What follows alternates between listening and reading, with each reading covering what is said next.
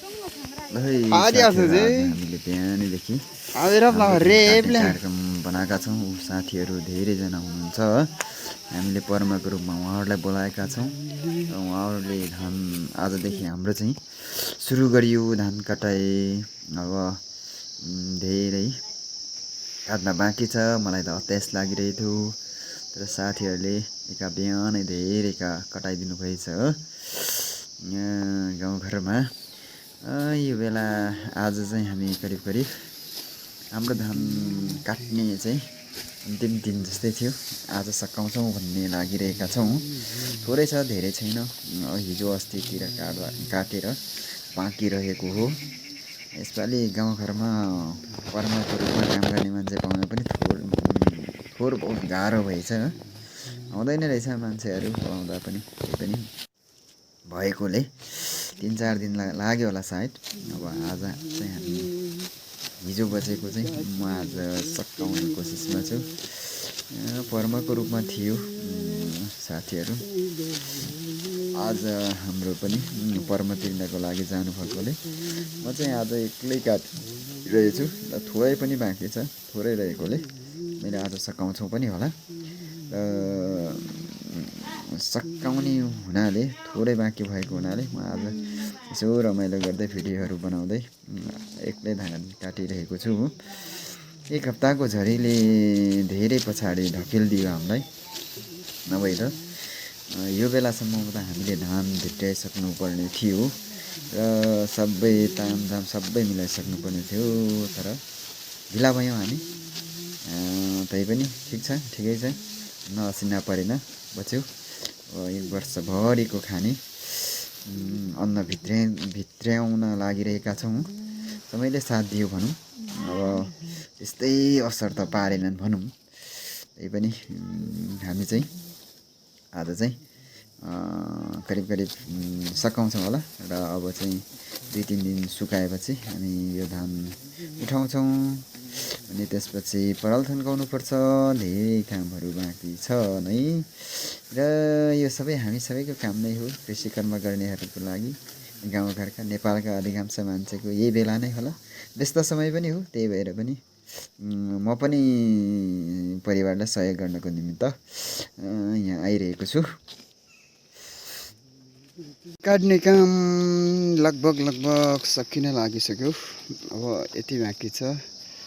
अनि त्यसपछि यो एउटा गरा बाँकी छ। यो खट्टी खाने धान भन्छ है। यो माग धेरै छ। खै 8-10 पाथी कति हुन्छ? चामलै 1 पाथीको कुरा आएको छ। अब यो माग पुर्याउन अलिक गाह्रो छ। यो हेर्नु त 3-4 दिनको कन्टिन्यू काटे गरेको लगभग आज सकिन्छ होला। आज फाइनली म एक्लै छु यो धान काट्नको लागि। र यो खट्टी चाहिँ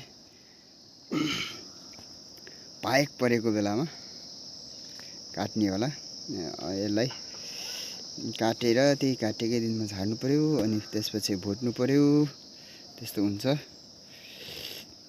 र अब 2-4 दिनपछि धान भित्र्याउने कार्यक्रम सकिन्छ होला करिब। हामीभन्दा अगाडि फेरि मुसाले खेतमै न्वागी बनाइदिइसकेको छ धानको।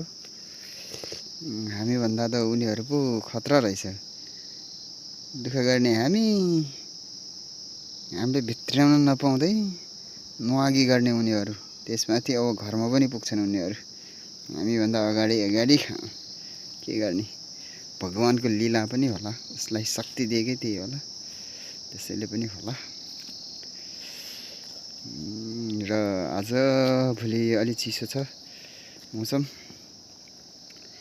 अनि हल्का स्वर पनि धोत्रो भइरहेछ।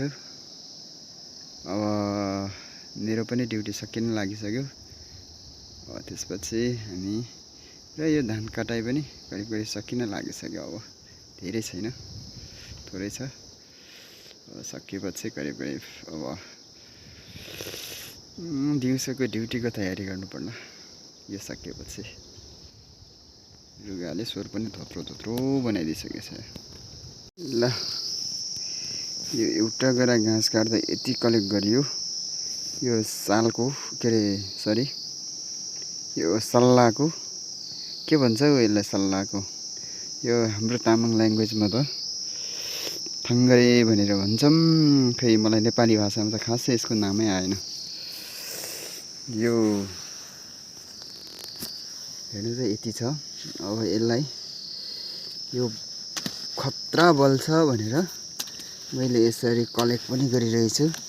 अब यो घर लाने हो भनेर घाँस काट्दा काट्दा के अरे धान काट्दा काट्दा एउटा गरामा कलेक्ट गरेको। धेरै गरामा 2-3टा गरा फिजेको होला। त्यति कलेक्ट गरे भए चाहिँ अलि धेरै हुन्थ्यो होला हाम्रो। तर यो चाहिँ लैजाऊँ भनेर यसरी कलेक्ट गरिरहेछु है साथीहरू। नेपालीमा के भन्छ मलाई पनि खासै थाहा भएन यसको नाम।